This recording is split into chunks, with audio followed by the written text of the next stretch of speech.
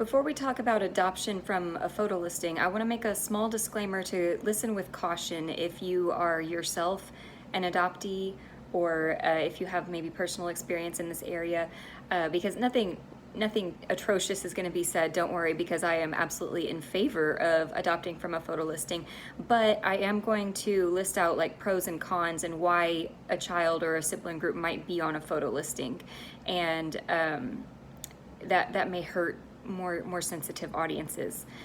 So with that in mind, let's go ahead and jump in. I'm in Texas, and in Texas we have what's called the Texas Adoption Resource Exchange. That's our state photo listing. There's also a Family for Every Child, which has all the same Texas Texas Adoption Resource Exchange, TARE kids. In Arkansas, they have my absolute favorite photo listing. It's got videos as well, and it's called Project Zero. So that's Project Zero over in Arkansas, and they are amazing. You should check them out. And throughout Texas, various news stations in the bigger cities like Austin and Dallas, they run segments called like Wednesday's Child or Forever Families, and sometimes those are the same kids that are on the photo listing on TARE. But sometimes they're not. So there are a few places to check out. And by the way, them not being the same kids is one of my pet peeves. Like, I really feel like there needs to be one big centralized area where all the kids are so that people don't get stuck down different rabbit holes or miss out on certain kids. Excuse me. But that's beside the point. Let's talk about photo listings in general. So those are a lot of people's first glimpses into adoption or foster care, or their inspiration into adopting a child, because all of a sudden you're presented with this whole website of all these kids who need a home like right now. And you get to see that they're real kids, they're normal kids, and it just makes it a little more real and personal, which is definitely one of the purposes of photo listings. But obviously the ultimate purpose is to get those kids, those particular kids, adopted.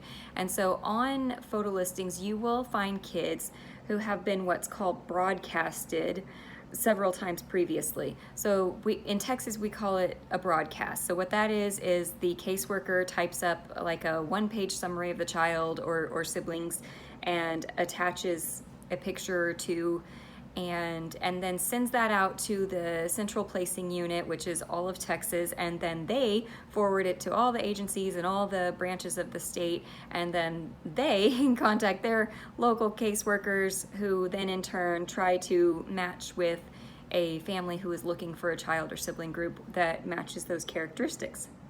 So that broadcast that I just described, that process, that's actually how they send out foster placements, and how they send out what's called legal risk placements. And legal risk, I don't know why that's even a term, because honestly, all kids are legal risk, but what that means is they think the case is likely to go to adoption, but it hasn't yet. Like, the parents still have rights, so that's legal risk. So they might start looking for an adoptive home at that point and broadcast the kids to try to find them a legal risk adoptive home. And then once the kids are fully available for adoption, the parents' rights are terminated, then they become an adoptive placement, and they might get broadcast at that point too. So back to the main road. In general, the kids on photo listings or on these various websites or the news or whatever, they have been broadcast a few times and have either not gotten any takers, or they've not gotten the right families that have shown interest. And sometimes people or caseworkers shy away from photo listing because they might be perceived as like, well, they've been advertised several times and nobody has really picked up or chosen them. There must be a reason for that. And sometimes that's true, especially if you see like a really young, adorable child on a photo listing. And I'm sorry to say, but like, let's say you see an adorable white 5-year-old on a photo listing by himself or herself, like that child probably has some severe behaviors, because it would be really easy to find a home for a white 5-year-old. But sometimes the reason that nobody has picked up this broadcast is simply because they're an older child, they're an adolescent, or because they're part of a really large sibling group that they've had trouble finding a home for all 5 siblings. And so I mean, you have to take some of those reasons with a grain of salt. You know, it's not necessarily your worst kids that are on a photo listing, or I mean worst, you know, difficult behaviors and stuff. And honestly, to me, like the biggest thing that's hardest to overcome for me is attachment issues, like reactive attachment disorder, which we can talk about separately. But to me, that's the one thing like I'd have a really hard time with. I also have other things that I don't feel I'd be able to handle, like autism spectrum or Down syndrome, those developmental delays that are severe enough that a child won't be an independent adult, because I don't have the support system to be supporting an adult that can't be independent. So I know that's not for me, but there are plenty of, and some of those kids are on the photo listing, and that is why, because they're going to need the same care that they're getting now as a child. They're going to need that throughout adulthood.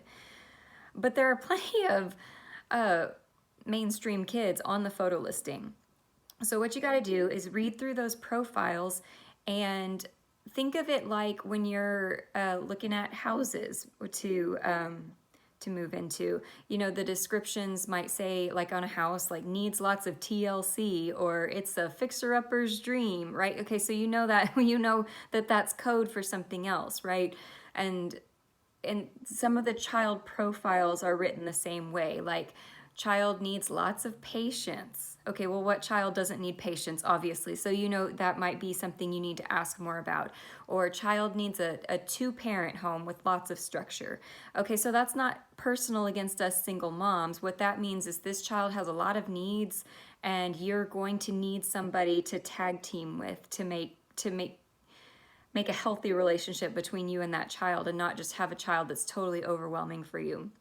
So please don't take those kinds of descriptions personally. And if at any point you come across a description on a photo listing and a sentence like that sticks out to you, you're welcome to message me and kind of be like, what does this mean? Or what you'll very commonly see, like, needs to be the youngest child in the home. Now that could mean a lot of things. That could mean the child was born into a family that was, and she or he was the youngest child and they want to remain that way, which is fine. That should be honored. Or it could mean the child has a lot of needs that you're going to have to spend a lot of time and attention on, and so like you couldn't have a baby around also who's also going to be totally dependent on you, because you won't be able to be stretched that thin. Or it could even mean that the child has shown harmful behaviors toward younger children. So those kinds of things that can mean so many different things, you know, just jot those down, and those are things to ask about if you get farther along in the process. So where I'm going with that is, as long as you go into a photo listing, if you're wanting to adopt from a photo listing because those kids are ready to go, because you feel like maybe you have more control in the situation, because you feel like you know this child a little bit, rather than just blindly getting matched maybe and having your caseworker do all the work, you know, whatever reasons you have for wanting to peruse the photo listings, that's great. And just go into it knowing that these kids probably are a little bit higher needs, or sometimes a lot higher needs. So let's talk about how to navigate that. On TARE in Texas, you can, well, first I definitely encourage you to make a profile, because the general public can only see one sentence. But if you make a profile and your caseworker uploads your home study and talks about all your preferences, and you talk about all your preferences and stuff, you write a little biography of your family, it's really cool. Then you can see the child's different levels. And so in Texas, there's like a behavior level, an emotional level, a physical level, a learning disability level, a medical disability level, developmental disability, and then risk factors. So there's all these categories, and you can set each one. The categories are none, mild, moderate, or severe. And also know on here, I've seen a huge range of where like the tags that the caseworker puts on are accurate, and I've equally seen to where the child is described as mild, and then I learn a little bit more about them, and I'm like, why is this child classified as mild?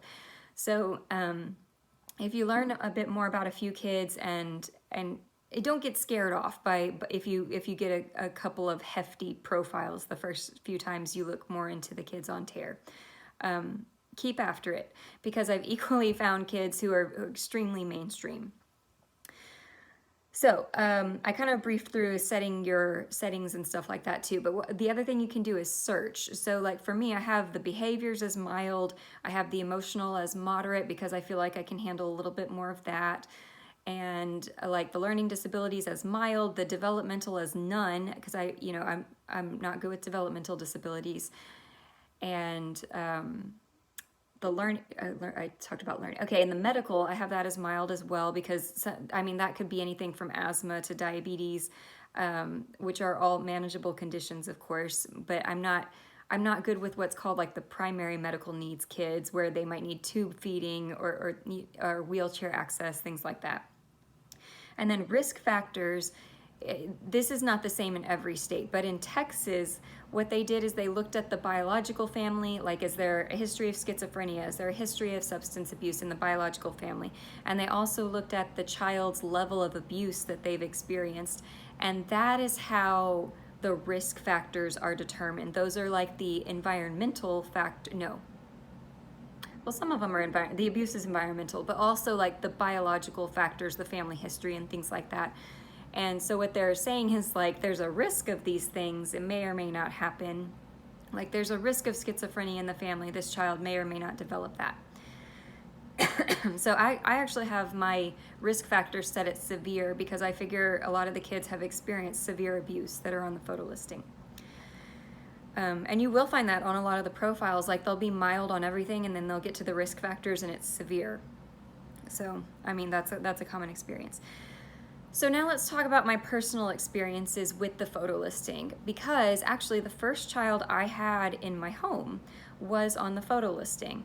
And she wasn't at the time she was in my home. What had happened was she was, rights had been terminated and she had been put on the photo listing, and she had been matched with an adoptive family, but that family was out of state.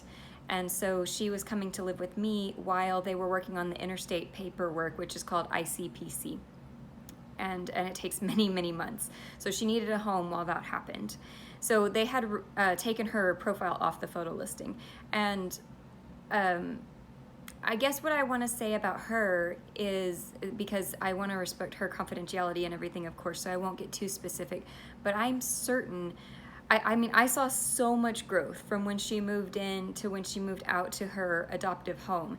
And I think that's so important because sometimes when kids get put on the photo listing, they're 8 or 9, they've just gone through this really terrible time in their lives, and now they've been told they're never allowed to see their parents again, and maybe they've been put in a facility or something, so now they're around, they're not getting the one-on-one attention or care or anything that they really deserve and need, and so they develop these behaviors and these coping skills that aren't exactly positive.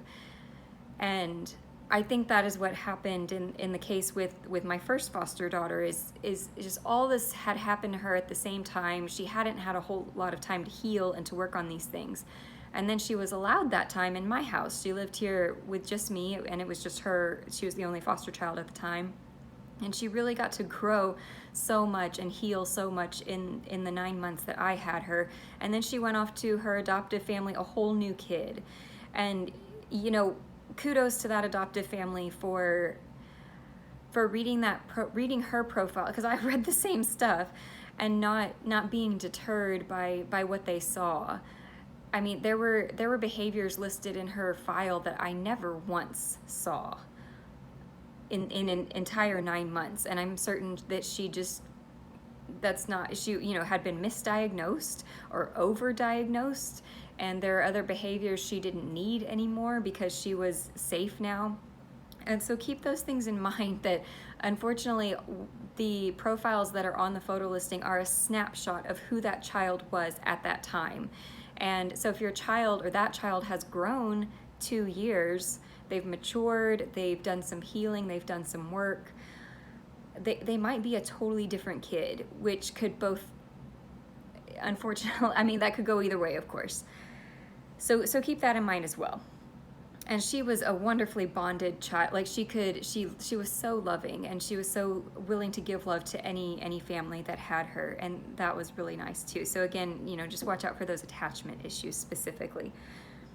And then, okay, let's talk about my other photo listing experiences. So the first child that I just absolutely fell in love with on the photo listing, and she had a video and everything, and probably she had some behaviors that were too high needs for me, if we're honest, because she was 11 at the time and she'd been available for adoption for at least 4 years because her videos went back that far.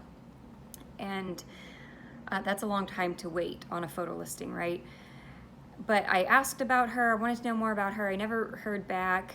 And so every 6 months I would check in and be like, hey, this child is still on this photo listing. Like, will you consider me at all? No. And they finally, I think after about 18 months of that, me emailing every 6 months, I did get an email back and they said, look, we're placing her with her uncle as soon as she gets out of RTC. Like, she's kind of just on the photo listing just in case, but we have a placement. I'm like, oh, okay. So there are some profiles like that as well where they're kind of just up there because they have something available, but they're sort of just in case up there, or they're, what I'm getting at is don't take it personally if you are not chosen. Now, I had 2 other kids on there who I got to learn more about, and those were the 2 cases where they were extremely glowing profiles on the photo listing, and I got more information about them, and I really was like, whoa, that's way more than I can handle. Like one child, an adorable, again, an 11-year-old, she was incredibly violent towards adults. She had, gotten expelled from her school for assaulting her teachers and stuff, and she was only a 5th grader. And, that was more than I felt I could handle. And then there was another one who had never actually lived in a home with a family. She had been just transferred from institution to institution to institution, and had unfortunately gotten caught up in sex trafficking and was just repeatedly returning to her pimp and really not interested in being in a family. And because of the trafficking and the abuse she had endured, of course, had some fairly severe psychiatric diagnoses, which, I mean, anybody would who's experienced that. But again, felt a little more than I personally could handle. But both of them were adopted. They disappeared off the photo listing shortly after I found out information about them. So, I mean, I hope they're both doing really well in their safe homes that were exactly right for them. And then most recently I asked about a 13-year-old, and that child, I don't even know why she's on the photo listing. She seemed perfectly average. She, I really hope she's up next to find her really good home, because I sort of kept waiting for the hidden, like, what's the catch? And there isn't one. She's a delightful child. So again, if the first few profiles you read through are alarming, keep after it, because there's a huge variety of children on the photo listings. So we talked about how to make a TARE profile. Okay, so let's talk about what to expect next should you want to ask more about a child. So you've made this TARE profile, and after that you can see the longer biographies of the kids, and you're interested in this child. So then you're going to hit the button at the top that says Inquire. And after that, you'll see at the bottom of your homepage, dashboard, whatever, that it's submitted. What will have to happen is, I think your caseworker will get an email and they will have to submit your home study. And it doesn't matter that your home study's on TARE, they have to submit it individually every single time. I don't know why, it's just more annoying red tape. So what I would do is hit that Inquire button, let your caseworker know the child name and then the TARE ID, which is a few digit number, maybe like a 5 or 6 digit number at the top of that profile. Let her know the caseworker email and that she's going to need to send it in. They should email your caseworker directly, but I just follow up anyway with your caseworker that they need to send in the home study. And then after that, what I do is I wait about 2 weeks, and usually you hear something back by then, but if you don't, check in with the caseworker that's listed on that profile and say, hey, I inquired on this child's name with, and include that ID number again, and I was just wondering if you had any updates. And again, if you get denied, do not take it personally, because there's a whole host of reasons, and there might be something in your home study, like maybe you have 6 dogs or something, and this child is allergic to dogs. So it is what it is. Or maybe the child has harmed animals in the past, and so they don't want to pair that child up with you. I mean, there's just so much that it could be, so don't take it personally. Now, if you do get selected, what they do is they gather like the top 3 or 5 home studies that they like, that feel like they would be a good fit, and then the professionals hold a staffing. You are not part of this staffing, but your caseworker probably will be. And what they do is the caseworkers talk amongst themselves, and they're like, well, this mom is really introverted and this child is really introverted, that might be a good fit, you know, whatever the case may be. This family's really religious and this child is really not, so that's not a good fit. You know, they go through all that, and then they pick what they feel is the best family out of that staffing, which may feel hard because you're not part of that process. So it's your caseworker's job to really represent you accurately. So if you are chosen out of that staffing, then you get to read the whole redacted file on this child, and that's where you find, well, again, it's the file. It's going to be extremely hefty, and you'll get that within a few months, hopefully. It's just an extremely slow process. And then after you read the file, you have the opportunity to say yes or no. And the child knows nothing about this, so it's very low pressure still at this point, yes or no. And if you say yes again, then you would be part of what's called a presentation. So it's another meeting. It's the caseworker, your caseworker, you, maybe the current foster parents. I've been in a presentation for that first child that I was talking about as the current foster parent, and maybe the counselor, you know, whatever professionals they can get. And then you as the adoptive parent get to ask whatever questions you want. The other parties in the meeting talk about the child and the needs and all that.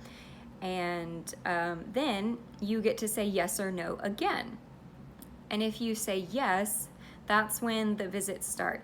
But really what should happen is before visits, you need to be 100% certain.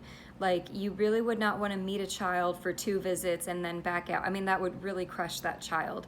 It does happen, and if you're going to do that, it would be better to do that than go through an adoption that's not right. But like, it's really best to make that decision, if at all possible, before the visits start.